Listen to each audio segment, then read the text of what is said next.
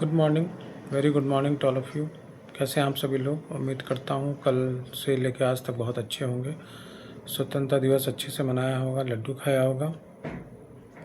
बचपन की याद आ जाती है 26 जनवरी और 15 अगस्त में हमेशा, क्योंकि हम लोग सिर्फ कुछ लोग प्रोग्राम के लिए जाते थे, कुछ लोग लड्डू खाने जाते थे। जो बचपन की बात ही अलग होती है। दोस्तों, आप लोगों के मनोभाव को मैं समझ रहा हूँ। आप लोगों को एक वीडियो का इंतज़ार होता है। भले आप लोग कहते हो कि वीडियो सब लोग अपना अपना बना रहे हैं, लेकिन कुछ बता नहीं रहे हैं, लेकिन आपको वीडियो का इंतज़ार ज़रूर होता है कि अब क्या नई अपडेट है, क्या चीज़ें आपको मिलने वाली है। दोस्तों, जैसा कि आपने थंबनेल देखा है, तो थंबनेल के अनुसार ही मैं बात करूँगा कि सबसे पहले कि सरकार क्यों आपको एक अवसर देने पर विचार कर रही है, क्यों मंथन चल रहा है।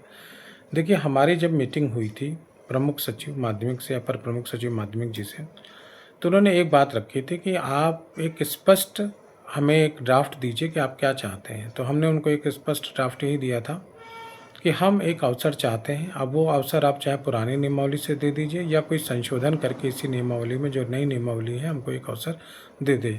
और हमने उनसे डीएसएसबी की चर्चा की थी कि डीएसएसबी ने भी इसी तरह से क्लॉज के अकॉर्डिंग कि जिन बच्चों की नौकरी लग जाएगी वो बाद में बीएड कर लेंगे। इसी तरह से हमने राजस्थान को उनको एग्जाम्पल दिया था यूजीसी नेट का। तो सारे एग्जाम्पल्स हमने अपर प्रमुख सचिव जी को दे दिए थे। उनकी जो सबसे बड़ी प्रॉब्लम थी, उनको जो सबसे बड़ी प्रॉब्लम लग रही थी, दुविधा लग रही थी कि देखिए, हर चीज़ की एक रेगुलेटरी बॉडी होती है। वो बात बिल्कुल सही है। जैसे कि शिक्षा की जो रेगुलेटरी बॉडी है वो है एनसीटीई। तो एनसीटी का काम होता है कि कुछ नियम बनाना, कुछ परिपाटियाँ बनाना, और उन परिपाटियों का पालन सभी राज्य सरकारों को करना होता है। शिक्षा के क्षेत्र में जो नौकरी निकाली जाती है, जैसा कि आप चाहे प्राइमरी में देख लें, चाहे जूनियर में देख लें, चाहे माध्यमिक में देख लें।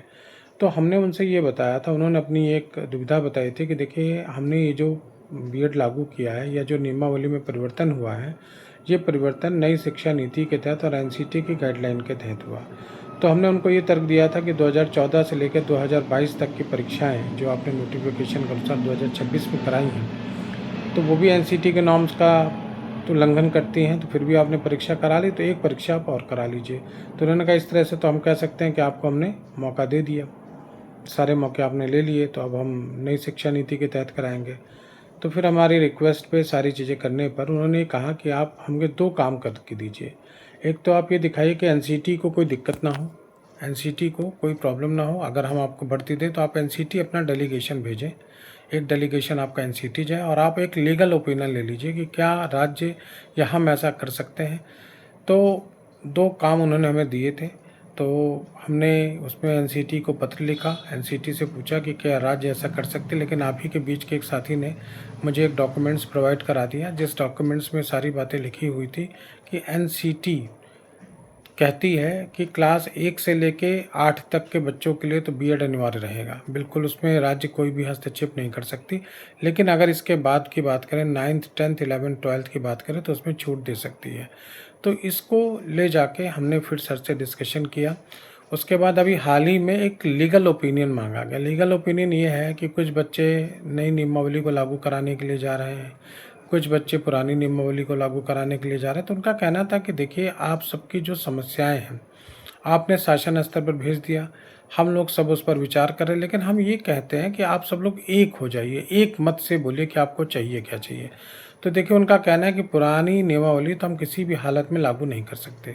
ध्यान से सुनिएगा, ये मैं नहीं कह रहा हूँ, ये शासन का कहना है। आप फिर कहने लगे कि अभिषेक सिंह मुर्दाबाद, क्योंकि पुरानी नियमावली लागू नहीं करा रहे हैं। तो मैं बात स्पष्ट कर दूं कि ये जो बातें मैं बोलता हूँ, बनी बनाई बातें नहीं बोलता हूँ। जो शासन प्रशासन से मुझे जानकारी मिलती है, मैं उन बातों को आपके सामने रखता हूँ। तो पुरानी नियमावली किसी भी हालत में सरकार देने वाली नहीं है। नई नियमावली ही आएगी, लेकिन नई नियमावली में किस प्रकार आपको एक अवसर दिया जा सकता है, उसकी बात वो करने की कह रहे हैं। तो चूँकि विभिन्न प्रकार के ज्ञापन उनको दिए जा रहे हैं, विभिन्न प्रकार की एप्लीकेशन दी जा रही है, तो हर जगह ये बात होती है कि पुरानी नियमावली को बहाल कीजिए। और हमारा नारा भी था कि पुरानी नियमावली को बहाल करो, हम हमेशा से कहते हुए आ रहे हैं। तो लेकिन ये मुश्किल हो रहा है। लेकिन हाँ, एक अवसर के बारे में बातचीत चल रही है। कुछ लोग पूछते हैं कब तक वो अवसर मिल जाएगा, कब नोटिस आ जाएगी। तो इसके बारे में मुझे कोई जानकारी नहीं है। बस मैं जो जानकारी मुझे अधिकारियों के द्वारा दी जाती हैं, अब उनको मैं सत्य ही मानता हूँ, मैं उनको झूठ नहीं मानता हूँ। अब आप लोगों में से बहुत सारे साथी फ़ोन करते हैं कि नहीं, आपको गुमराह किया जा रहा है अधिकारियों के द्वारा, आपको सही जानकारी नहीं दी जा रही। तो हो सकता है भाई मैं गुमराह हो रहा हूँ, मैं ये भी नहीं कह सकता हूँ कि मुझे गुमराह नहीं कर सकते। वो बड़े बड़े आईएएस अधिकारी हैं, लेकिन हम मुझको गुमराह करके वो करेंगे क्या, उनका उद्देश्य क्या होगा? क्योंकि मैं कोई आंदोलन करता तो हूँ नहीं कि मैं कोई लखनऊ में 1 लाख 1.5 लाख की भीड़ ला के खड़ा कर दूँगा और उनके प्रशासनिक कामों में मैं दिक्कत करूँगा। मैं तो ऐसा कुछ कर नहीं रहा हूँ। तो मेरे जितने कॉन्ट्रैक्ट्स हैं मैं जाके अनुनय विनय करता हूँ उनसे आपके लिए। तो पहली बात तो ये है। दूसरी चीज़ ये है कि अभी तक की जानकारी के हिसाब से जो है कि मैंने आपको बताया था कि एक प्रस्ताव माननीय शिक्षा निदेशक प्रताप सिंह बघेल द्वारा सचिवालय को भेजा जाएगा और उसी प्रस्ताव पर मोहर लगेगी। अब वो प्रस्ताव क्या होता है, किस तरीके से होता है, क्या वो हमारी बातें उसमें लिखते हैं या नहीं लिखते हैं, ये माननीय बघेल जी के ऊपर निर्भर करेगा। इसीलिए मैं चाहता हूँ कि माननीय बघेल जी से प्रस्ताव जाने से पहले, क्योंकि आपको पता है कि कल 15 अगस्त था, कोई प्रस्ताव नहीं गया। आज संडे है, आज भी कोई प्रस्ताव नहीं जाएगा। प्रस्ताव कल शाम तक जा सकता है, 3 या 4 बजे तक, या मंगलवार को जा सकता है। तो हमें पूरी कोशिश करनी है कि बघेल सर से बात हो जाए और हमें जान सके कि उस प्रस्ताव में क्या है, क्या हमारी बातें उसमें एड्रेस की गई हैं कि नहीं है, या ऐसा ना हो कि वो प्रस्ताव चला जाए और वहाँ से उसको खारिज हो जाए। तो ये चीज़ें करनी है। उसके बाद जैसे वो प्रस्ताव जाता है, फिर हमें अपर प्रमुख सचिव जी से मिलना है और एक बार फिर अपनी बातों को उनको याद दिलाना है कि किस तरह से हमने रिक्वेस्ट की थी। आपने 2 चीज़ें बताई थी। आपने एक तो ये कहा था कि आप एनसीटी के नॉर्म्स दिखा दीजिए, वो हमने आपको दिखा दिया।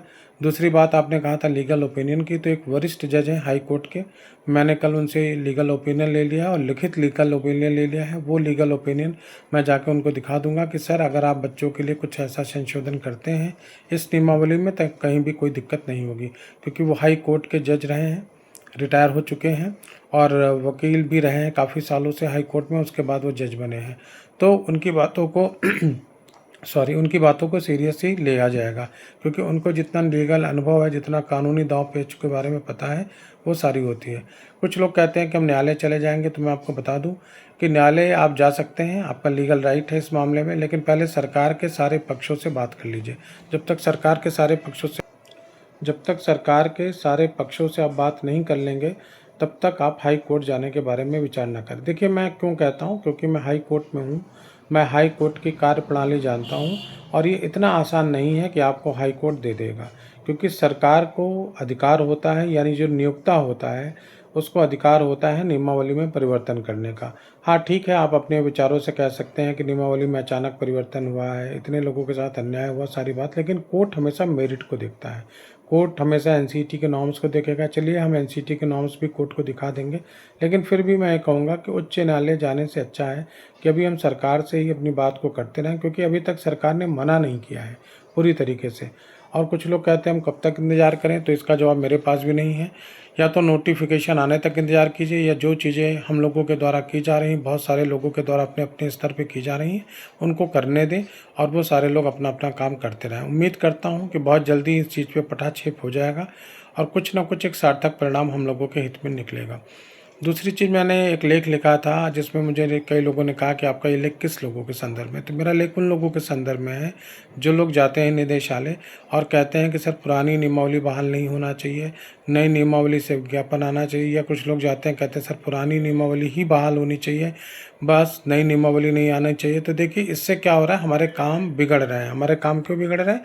क्योंकि वो ना तो नई नियमावली के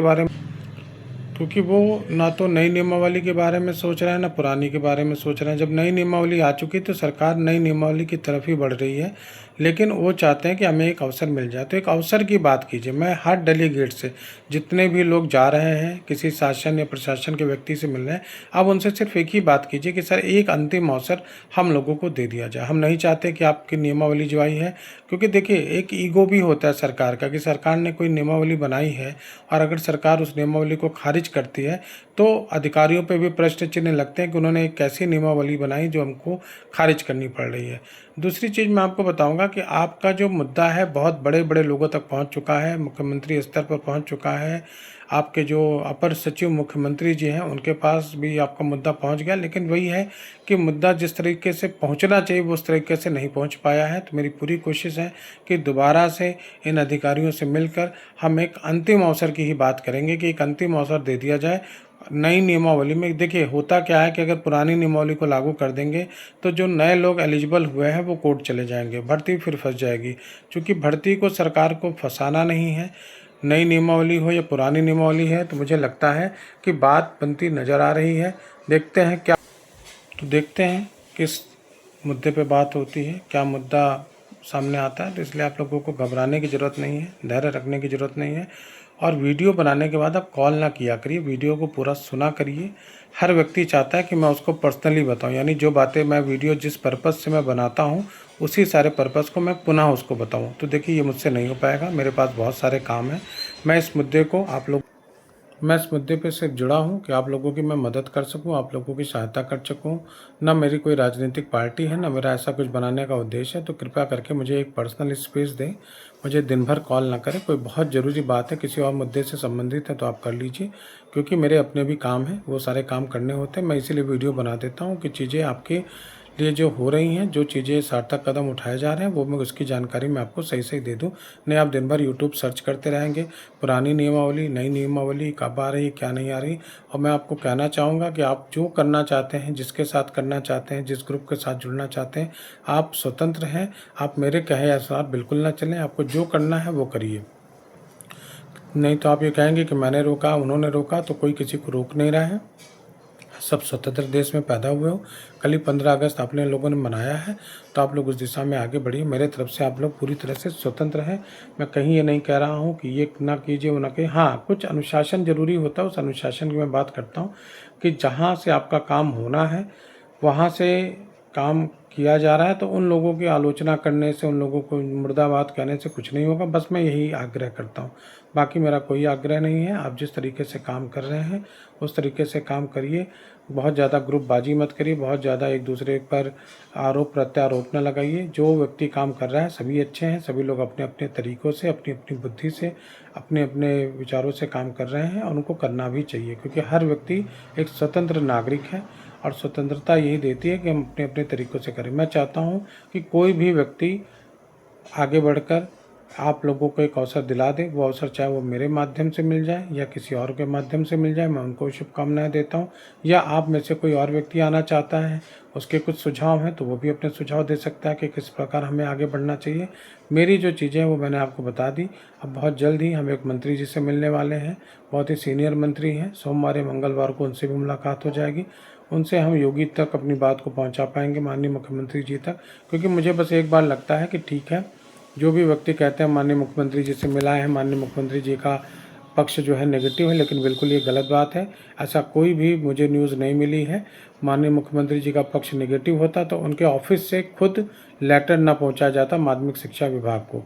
और मैं आपको उस लेटर को दिखाऊंगा। जैसे ही आपके हितों पे कोई निर्णय लिया जाएगा और चीज़ें आगे होंगी, तो मैं वो सारे जो कन्वर्सेशन है, जो कम्युनिकेशन है माननीय मुख्यमंत्री जी का माध्यमिक सचिव जी से, वो सारा कम्युनिकेशन मैं आपके पास सबूत के रूप में रखूँगा। आप परेशान ना हो, डेट वाइज है सारा मेरे पास कि कब कब बातें हुई हैं, क्या क्या बातें हुई हैं। तो आपके लिए सोचा जा रहा है, आपके लिए विचार किया जा रहा है। बस इन्हीं शब्दों के साथ अब मैं रखता हूँ। धैर्य बनाए रखते हैं, एकता में रहें, अफवाहों से बचें। और कृपा करके किसी दूसरे यूट्यूबर ने क्या कहा क्या नहीं कहा ये मुझसे न पूछें, किसी दूसरे नेता ने कहा ये मुझसे न पूछें, उन्हीं से पूछें जो लोग कह रहे हैं। सबके नंबर हैं आप लोगों के पास।